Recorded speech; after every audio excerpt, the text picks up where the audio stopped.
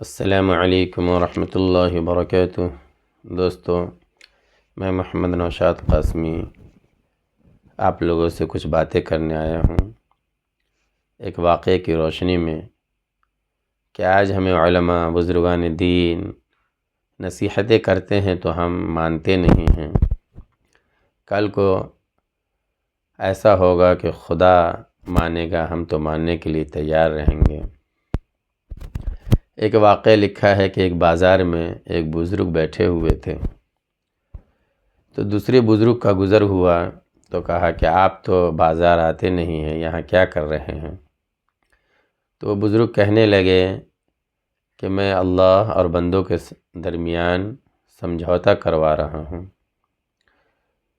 خدا تو مان رہا ہے لیکن بندہ ماننے کے لیے تیار نہیں ہے، نہ یہ نماز کے لیے تیار ہے، نہ روزے کے لیے، نہ قرآن کی تلاوت کے لیے، نہ نیک کام کرنے کے لیے۔ لیکن پھر بھی خدا رزق دے رہا ہے، صحت دیے ہوا ہے، دولت دیے ہوا ہے، سب کچھ دیے ہوا ہے۔ خدا تو ہر طرح سے راضی ہے لیکن بندہ راضی نہیں ہے۔ پھر کچھ دن کے بعد اسی بزرگ کو دیکھا کہ وہ قبرستان میں بیٹھے ہوئے ہیں اور دوسرے بزرگ کا گزر ہوا۔ کہا کہ آپ یہاں کیا کر رہے ہیں؟ کہا کہ اللہ اور بندوں کے درمیان سمجھوتا کروا رہا ہوں۔ بولا کیا ہوا؟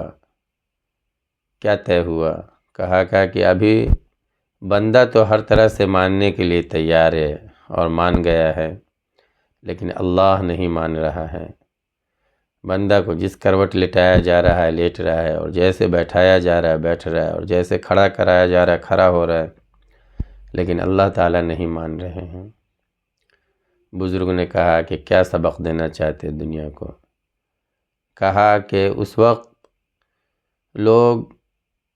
وقت سے پہلے لوگ مان جائے جس وقت سے رب کو منانا پڑے اور رب نہ مانے۔